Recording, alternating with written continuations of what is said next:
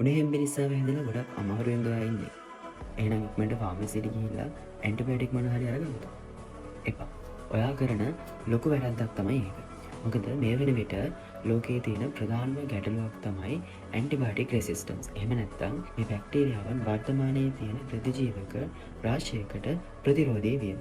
ඒ කියන්නේ මේ ඇන්ටිබයොටික් වලින් අපිට මේ බැක්ටීරියාවන් විනාශ කරන්න නොහැකි වෙලා තියෙන එක. ඇන්ටිබයොටික් රෙසිස්ටන්ස් වලදී මොකක්ද වෙන්නේ?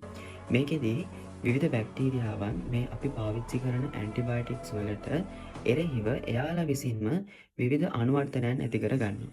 ඒකෙන් වෙන්නේ අපිට මෙම ආසාදන අපි සාමාන්‍ය ජීවිතේ භාවිතා කරන ඇන්ටිබයොටික් වලින් විනාශ කරන්න බැරි වෙන එක.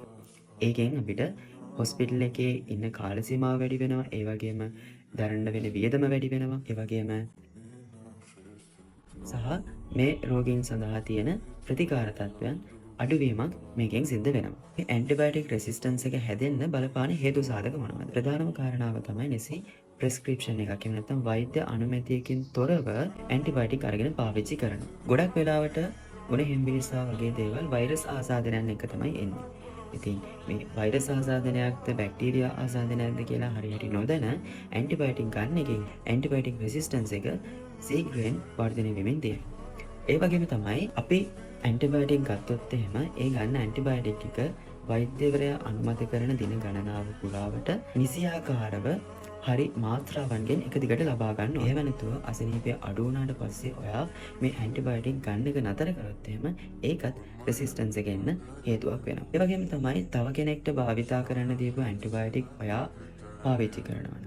ඒ වගේම වැරදි මාත්‍රාවන්ගෙන් ඇන්ටිබයොටික් පාවිච්චි කරනවා. ඒ වගේම තමයි අපි පාවිච්චි කරලා ඉතුරු වෙන ඇන්ටිබයොටික් පරිසරයට මුදා හැරියොත් එහෙම ඒවා පරිසරයට එකතු වෙලා ඒකිනුත් මේ බැක්ටීරියාවන් මේ ඇන්ටිබයොටික් වලට ප්‍රතිරෝධී වෙන්න තියෙන chance එක වැඩි වෙනවා. ඉතින් මේ ඇන්ටිබයොටික් රෙසිස්ටන්ස් එකට තියෙන හොඳම පිළිතුර තමයි අපි පුළුවන් තරම් ඇන්ටිබයොටික් පාවිච්චි කරන එක හරි ප්‍රමිතියකින් යුතුව සිදු කරන්න ඕනේ. ඒ සඳහා අනිවාර්යයෙන්ම ඔයා ඇන්ටිබයොටික් ගන්නව නම් වෛද්‍ය අනුමැතියක් සහිතව තමයි මේ ඇන්ටිබයොටික් පාවිච්චි කරන්න ඕනේ.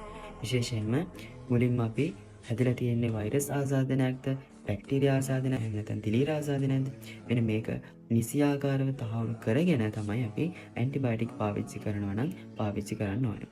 ඒ වගේම තව කෙනෙක්ට දුන්න ඇන්ටිබයොටික් පාවිච්චි කරන එකෙන් වළකින්න ඕනේ. Taman ඇන්ටිබයොටික් පාවිච්චි කරනවා නම් ඒවා නිසියාකාරව නිවැරදි මාත්‍රාවන්ගෙන් නියමිත කාල සීමාවන් තුළදී සම්පූර්ණ කාල සීමාව පුරාවටම ඔයා මේ ඇන්ටිබයොටික් අනිවාර්යෙන් පාවිච්චි කරන්න ඕනේ.